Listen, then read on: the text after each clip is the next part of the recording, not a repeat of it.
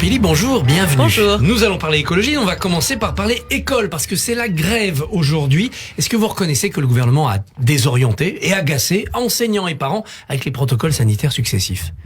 Vous savez, après 2 ans de crise, on est tous fatigués, on en a tous marre, on a Malgré tous envie le jogging. d'aller faire un jogging ou pas. Mais et donc on comprend très bien. Maintenant, cette crise, elle dure depuis 2 ans. Le virus évolue.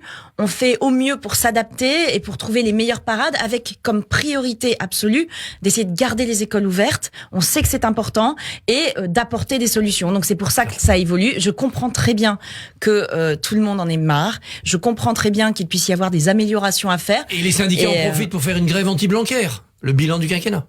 Écoutez, je crois qu'il faut pas tout mélanger. Il y a vraiment des difficultés que rencontrent au quotidien les personnes dans les classes, les enseignants, toutes les équipes pédagogiques et aussi les parents. Ces problèmes-là existent et donc on s'attache à trouver des solutions. Après qu'il y ait des revendications en plus, bon bah ça fait partie du jeu. Puisqu'Omicron apparaît quand même moins dangereux, est-ce qu'on ne pourrait pas tout simplement dire on laisse les écoles ouvertes, il n'y a pas de protocole pour les élèves, on fait attention à bien protéger les profs?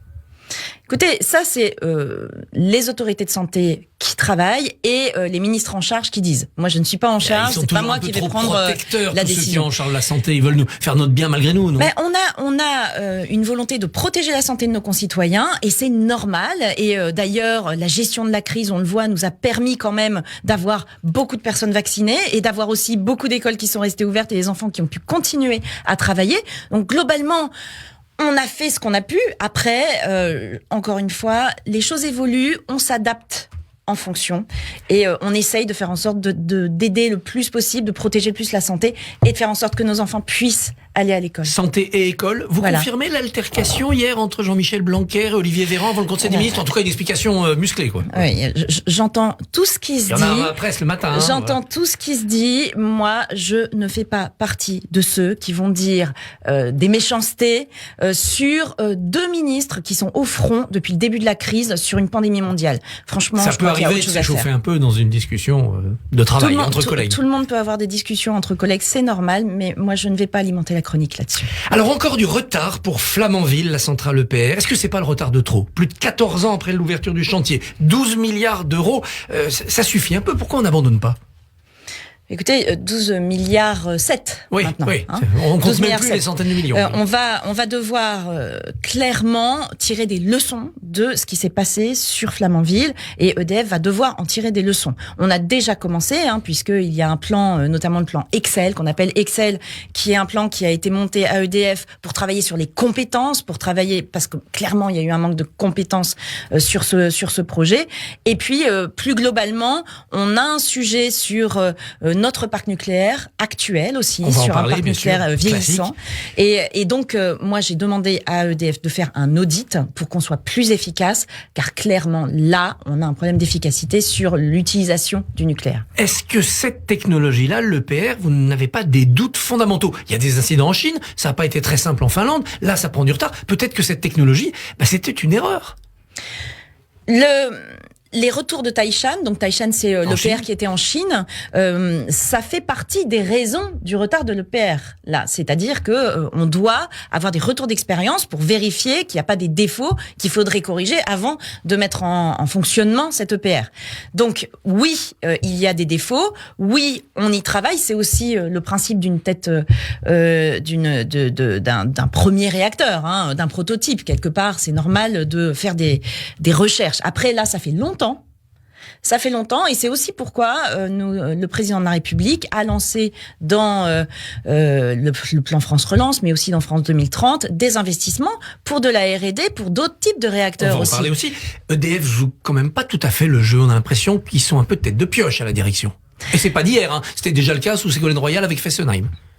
Vous savez, EDF a toujours défendu très fort le nucléaire, ce qui est un choix, a toujours défendu cette technologie des EPR. Moi, je crois qu'il faut savoir s'ouvrir, regarder d'autres technologies, y travailler, donc sur les SMR, mais aussi travailler, et le président de la République l'a fait, sur d'autres types de réacteurs, que ce soit des réacteurs qui utilisent beaucoup moins de déchets. Le problème du nucléaire, l'essentiel du problème du nucléaire, c'est la production de déchets. Ce sont des déchets qui perdurent très longtemps, des milliers milliers d'années dans notre environnement, mais aussi sur des recherches sur des réacteurs, par exemple, de 4e génération. Mais EDF doit aussi, et elle est en train de le faire, l'a-t-elle fait trop tard, se développer sur d'autres types d'énergie. EDF, c'est notre premier opérateur français d'électricité. L'électricité, ça n'est pas que le nucléaire. Aujourd'hui, on a un fort besoin de renouvelables. Pourquoi ? Parce que nous allons avoir une demande d'électricité qui va augmenter très fort. Les voitures électriques, les serveurs informatiques, etc. Voilà. Et puis, pour atteindre nos objectifs de neutralité carbone en 2050, on doit basculer un certain nombre d'utilisations. Par exemple, les voitures, effectivement, du fossile vers l'électrique. Donc, on a besoin de plus d'électricité. Avant 15 ans, on n'a pas le temps de faire une centrale nucléaire, donc on doit développer les renouvelables très rapidement et EDF doit être en pointe là-dessus. Ils ont commencé à le faire, mais un peu tard. Qu'est-ce que vous leur demandez à EDF ? De doubler leur parc éolien, d'augmenter, de refaire de l'hydroélectrique ? Alors EDF fait de l'hydroélectrique. Sur l'hydroélectrique, on a un parc qui est quand même très équipé. Il peut y avoir des réflexions sur du plus petit hydroélectrique, sachant qu'il y a des incidences sur la biodiversité. Mais d'une manière générale, il faut diversifier notre portefeuille de production électrique pour être moins dépendant d'une seule source d'électricité. On le voit aujourd'hui.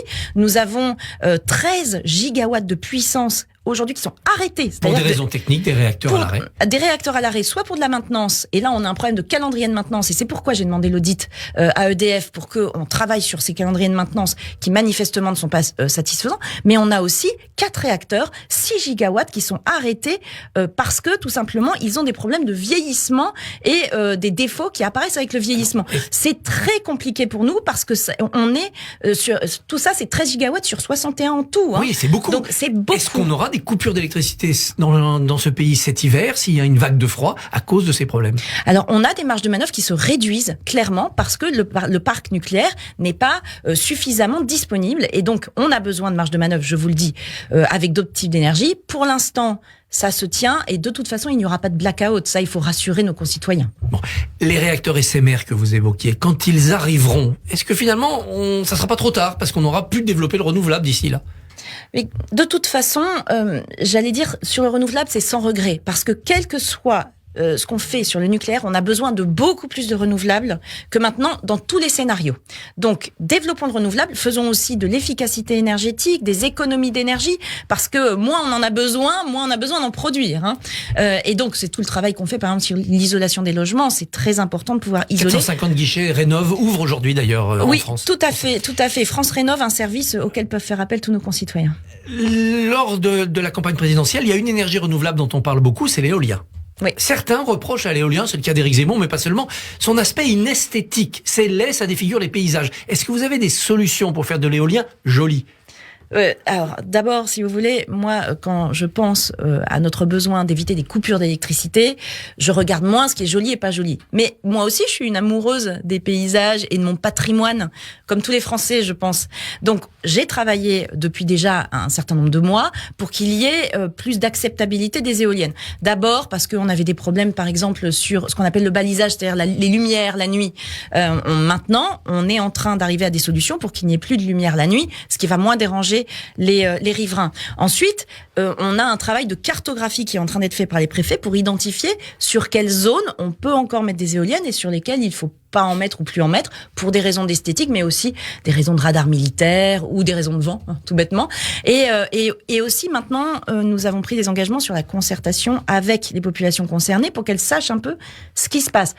Mon sujet n'est plus est-ce qu'on a besoin ou pas d'éoliennes. On en a besoin des éoliennes sur terre, en mer, mais aussi du photovoltaïque. La question ne se pose plus, on en a besoin. Après, la question, c'est comment, où, essayer d'améliorer les méthodes pour que ça se passe bien. Un peu de politique politicienne. Vous avez été élu dans la Somme 2 fois. Oui. Vous serez candidate en juin prochain dans la même circonscription? En tout cas, c'est une circonscription à laquelle je suis très attachée et malheureusement où je peux moins aller en ce moment du fait de mes fonctions. Mais quoi qu'il advienne, j'y reste très attachée. On verra. Pour l'instant, je suis très attachée aussi à finir mon travail. Ça va dépendre de la présidentielle et de l'ambiance. Non, ça dépendra pas de la présidentielle. C'est votre décision personnelle, c'est votre réflexion. Décision totalement personnelle. Est-ce que en commun, votre formation politique va se fondre dans Ensemble Citoyen et disparaître? En commun et membre d'Ensemble Citoyen, moi je suis très fière d'avoir fondé avec d'autres ce parti qui alimente la majorité sur des questions sociales et écologiques. On en a besoin de montrer quels sont nos projets, qu'est-ce qu'on a envie de porter là-dessus, d'autant plus qu'on le voit à gauche et au centre-gauche, aujourd'hui c'est l'impréparation totale de la présidentielle. Il n'y a pas d'offre à gauche qui soit un petit peu sérieuse et crédible. Donc moi je me sens encore plus responsable pour qu'on apporte cette musique. Vous qui êtes l'aile gauche de cet ensemble majoritaire, vous vous sentez quand même des points communs avec Horizon, Édouard Philippe, l'aile droite? Oui, ça discute? Bien sûr que ça discute. Et si vous voulez, c'était le pari qu'on avait fait en 2017 du dépassement, de se dire on a des cultures différentes, des approches différentes, mais l'idée c'est d'essayer de se rassembler autour d'un projet, de trouver des fondements, des valeurs qu'on porte ensemble, et puis après on fait vivre le débat. Quand En Commun propose un certain nombre de mesures qui sont des mesures sur des revenus sociaux, qui sont des mesures sociétales aussi, sur le cannabis par exemple, ça fait débat au sein de la majorité, et puis ça permet de faire vivre un petit peu ce débat qui malheureusement manque cruellement ailleurs. Et encore une fois, à gauche, je trouve ça même dommage parce que dans la mesure où la gauche est empêtrée dans ses problèmes de désignation, etc., on se demande ce qui s'est passé depuis 5 ans. Depuis 5 ans, ils sont dans l'opposition. Tout ça devrait être prêt depuis longtemps.